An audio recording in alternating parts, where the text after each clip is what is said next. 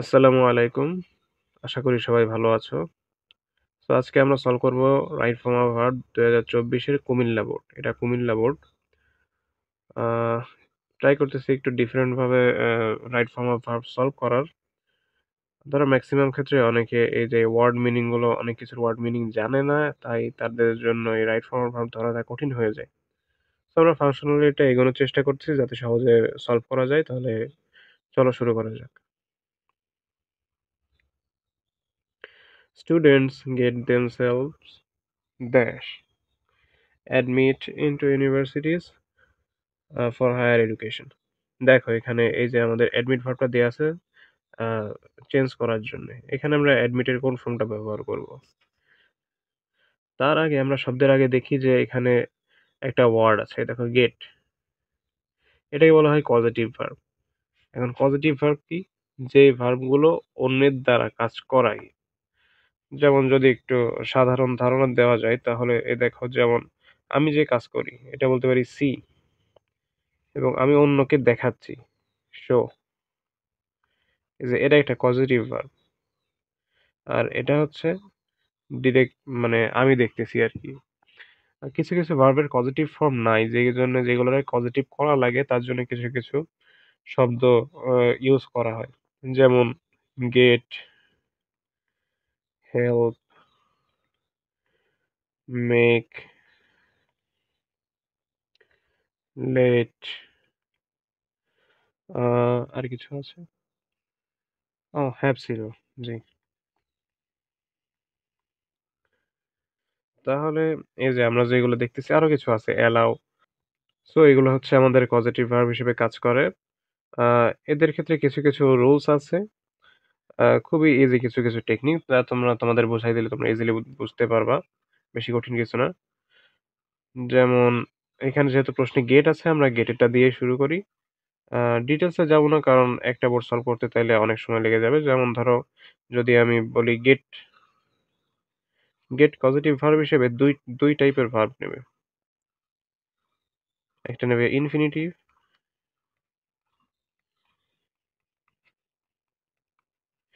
এবং আরেকটা নেবে ভি থ্রি ফর্ম। এখন কখন কোনটা দিব? ইনফিনিটিভটা হবে যখন ভার্বের আগে ইনফিনিটিভটা হবে যখন ভার্বের আগে অ্যাকশন ডুয়ার অবস্থান করবে, এবং ভি থ্রি ফর্মটা হবে যখন ভার্বের আগে অ্যাকশন রিসিভার অবস্থান করবে। সো এখানে ইনফিনিটিভ এবং ভি থ্রির ব্যাপারটা বুঝলাম, কিন্তু অ্যাকশন ডুয়ার এবং অ্যাকশন রিসিভারের ব্যাপারটা হয়তো অনেকে ধরতে পারছো না। আমি এটা এখনই ব্যাখ্যা করছি। এটা দুইটা উদাহরণের মাধ্যমে খুব ভালোভাবে তোমরা বুঝতে পারবা। যেমন আমি যদি বলি I sorry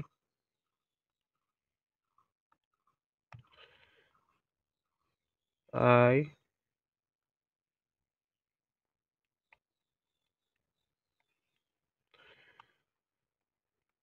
get my wife two wash my dress.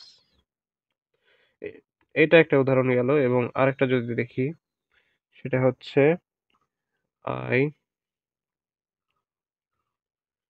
Have got the work done. এখানে আমরা দেখো এটা ইনফিনিটিভ ফ্রেজ ব্যবহার করছি, এবং ইনফিনিটিভ ব্যবহার করছি, এবং এইখানে আমরা ভি থ্রি ফর্ম ব্যবহার করছি। এখন এই দেখো, এখানে যে wife I get my wife two wash, এখানে এই যে মাই ড্রেস যে ওয়াশ করছে সে কে? আমার ওয়াইফ। তাহলে মানে কাজটা যে করছে, মানে অ্যাকশন ডুয়ার এখানে সরাসরি উপস্থিত। এবং পরের উদাহরণটা যদি আমরা দেখি, I have got the work done. এই যে ডান, এটা কাজ কি, কাজ ডান নাকি কাজকে ডান করা হচ্ছে? এখানে কাজটা তো ডান না, তাই না? এখানে কাজটা হচ্ছে অ্যাকশন রিসিভার, মানে আমি করতেছি কাজটা। তাইলে এখানে কাজটা হচ্ছে অ্যাকশন রিসিভার। সো এখানে ভি থ্রি ফর্ম ব্যবহৃত হচ্ছে। আশা করি বুঝতে পারছো।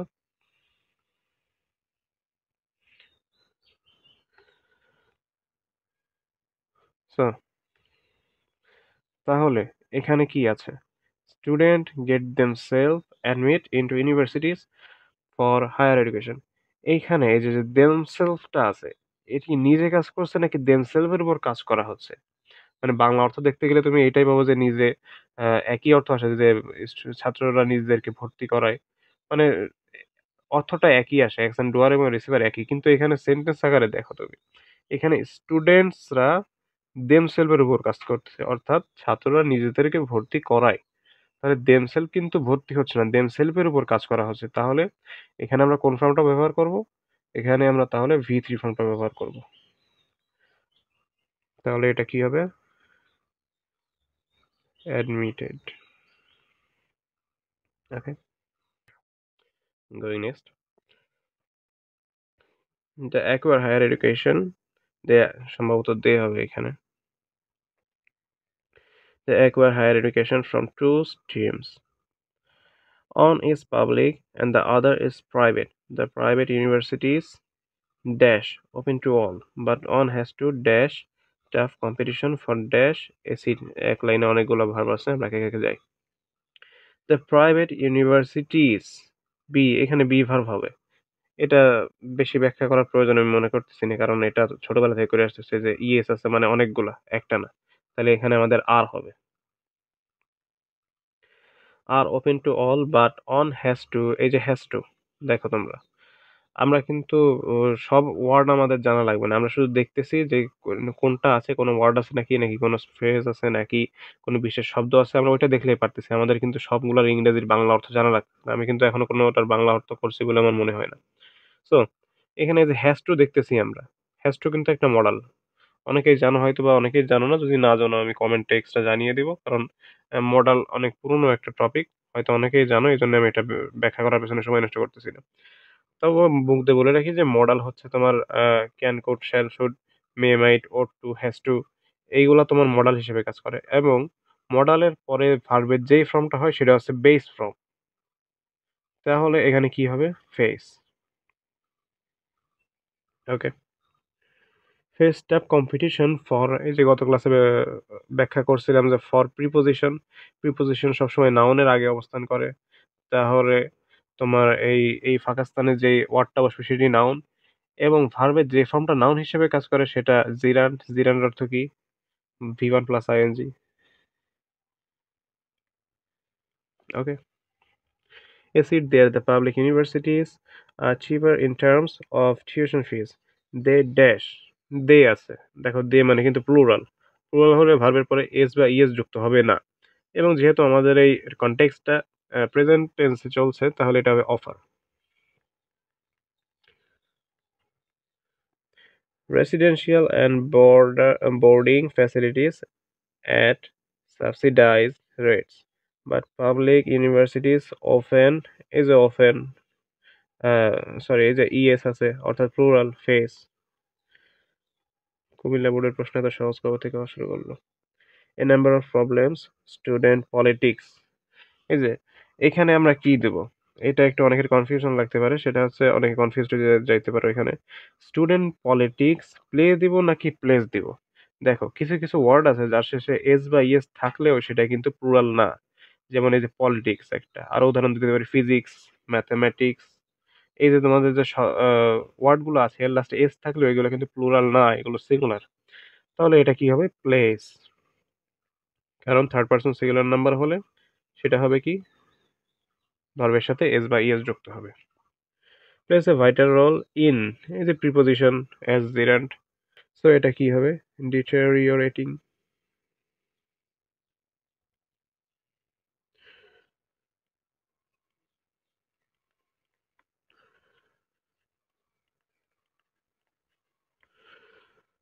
The academic environment here, as a result students face হবে।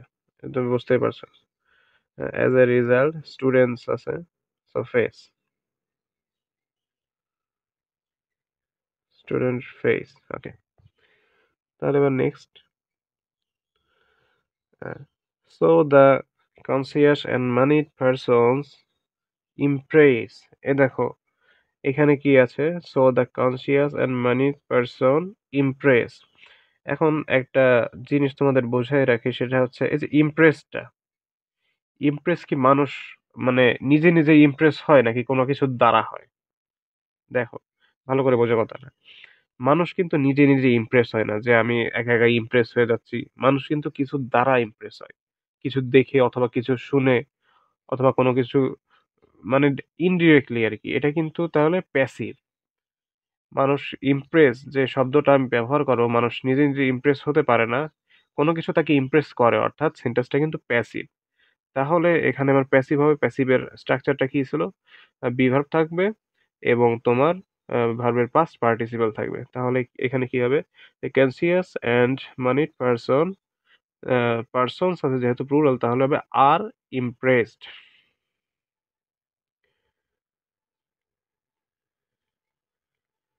আর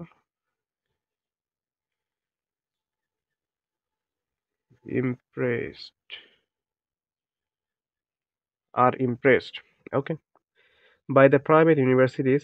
Since this is the age of privatization, the private universities dash popular day by day। এই যে প্রাইভেট ইউনিভার্সিটিজ বিকাম পপুলার, এখন এইটা the private universities dash become popular day by day, এই যে দিনে দিনে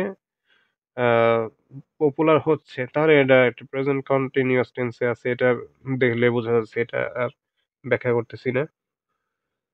universities তাহলে আর, আর becoming, besides it is less difficult dash a seat in a private universities but there, আচ্ছা আমি সলভ করে আসি। besides it is less difficult dash, আচ্ছা এখানে আমরা ভার্বের কোন ফর্ম ব্যবহার করব, আগে গতকালকের ক্লাসে গত দিনের ক্লাসে একটা জিনিস বুঝিয়েছিলাম যে আমরা ফাইনাইট এবং নন ফাইনাইট ভার্ব দিয়ে আমরা ভার্বকে প্রথমে ক্লাসিফিকেশন করে খুব সহজে ডিটারমাইন করতে পারি ফর্মটা। যদি গত দিনের ক্লাসটা না দেখে থাকো তাহলে দেখে আসো, তাহলে তোমাদের বুঝতে সুবিধা হবে। সো এখানে আমাদের ফাইনাইট ভার্ব একটা আছে, ইট ইজ লেস ডিফিকাল্ট, তাহলে এটা আমাদের ফাইনাইট ভার্ব না, এটা হয় আমাদের নাউন হিসেবে কাজ করবে না হলে অ্যাডজেক্টিভ। তাহলে এখানে আমরা কোনটা ব্যবহার করব, ইট ইজ ডিফিকাল্ট, এই যে শব্দটা আছে এটা কিন্তু অ্যাডজেক্টিভ, এবং অ্যাডজেক্টিভ কি কার ব্যাপারে অতিরিক্ত তথ্য দেয়, নাউনের ব্যাপারে। তাহলে কি এখানে আমরা জিরান্ড ইউজ করব? না, এখানে আমরা জিরান্ড ইউজ করব না। কারণ কি, কারণ একটা খুবই কমন একটা স্ট্রাকচার আছে যেটি হচ্ছে adjective plus two plus ভিয়ন plus etcetera etcetera যাই বা থাকুক। তাহলে অ্যাডজেক্টিভের পরে কিন্তু সাধারণত তোমার জিরান্ড হয় না, ইনফিনিটিভ তো তোমার নাউন হিসেবে কাজ করে। সো তোমার অ্যাডজেক্টিভের পরে ইনফিনিটিভ হয়। যেমন তোমাকে যদি আমি একটা উদাহরণ দিই, it is hard to solve the question, তাহলে দেখছো যে এটা হয়তো অনেকে তোমরা দেখে আসছো, এরকম অনেক স্ট্রাকচার অনেক জায়গায় পেয়েছো কিন্তু খেয়াল করো নাই। তাহলে অ্যাডজেক্টিভের পরে কিন্তু ইনফিনিটিভ ব্যবহৃত হয়, জিরান না। তাহলে নাউন ব্যবহৃত হবে ঠিকই কিন্তু ইনফিনিটিভ হিসাবে, এটা কিন্তু তোমার জিরান হিসেবে ব্যবহৃত হবে না। তাহলে ওইখানে যে আমাদের অ্যাডজেক্টিভ আছে এটা ডিফিকাল্ট, এই যে ডিফিকাল্টটা আছে এটা অ্যাডজেক্টিভ, তাহলে এরপর নাউন বসাবো, তাহলে আমরা কোনটা বসাবো, আমরা দেখে আসছি যে এখানে আমরা তাহলে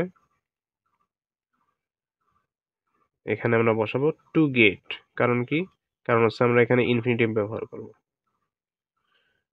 to get a seat in private universities, but here they are to pay a lot. However, the private sectors have some limitation. In fact, the two streams should, এই শুড কিন্তু একটা মডাল। সো আগে বলে আসছি যে modal থাকলে সেখানে ভার্বের বেস ফর্মটা ব্যবহৃত হয়, তাহলে এটা কি হবে, develop. in a balanced way because both sectors are playing important roles with a view to make the nation highly educated. দেখো এখানে টু আছে দেখে অনেকে হয়তো এখানে বেস ফর্ম বসাই দেবে যে এটা ইনফিনিটিভ এই জন্য টু এর পরে বেস ফর্ম টু এর পরে সবসময় বেস ফর্ম হয় কিন্তু কিছু কিছু ফ্রেজ আছে যেগুলোর পরে টু এর পরে বেস ফর্ম হয় না এগুলো হচ্ছে টু প্রিপোজিশন হিসেবে ব্যবহৃত হয় মানে টু কিন্তু দুই ভাবে ব্যবহৃত হয় টু একটা হচ্ছে নর্মাল ইনফিনিটিভ হিসেবে ব্যবহৃত হয় যেটা টু প্লাস ভি অন এবং টু কিন্তু প্রিপোজিশন হিসেবেও ব্যবহৃত হয় টু প্রিপোজিশন তোমরা পড়ছো না আর প্রিপোজিশনের নিয়মটা কি ছিল প্রিপোজিশনের নিয়মটা কি ছিল যে প্রিপোজিশনের পরে অলওয়েজ নাউন তাহলে নাউন ফর্মটা কি হবে জিরান ভার্বে জিরান মানে ভার্ব থাকলে টু এর পরে যদি প্রিপোজিশনাল টু হয় তাহলে ভি প্লাস আইএনজি তাহলে এটা কিভাবে বুঝবো যে কোনটা প্রিপোজিশনাল টু এবং কোনটা ইনফিনিটিভ টু দেখো কিছু কিছু ফ্রেজ আছে যেমন তোমার with a view to look forward to get use to be use to ইত্যাদি এরকম এরকম কিছু ফ্রেজ আছে যেগুলা মানে টুটা যদি একা একা না আসে এরকম একটা ফ্রেজ সহ আসে তাহলে এটা কিন্তু তোমার প্রিপোজিশনাল টু তাহলে প্রিপোজিশনাল টু হলে টু যদি প্রিপোজিশন হিসেবে আমরা ধরি তাহলে তাহলে আমাদের এখানে কি হবে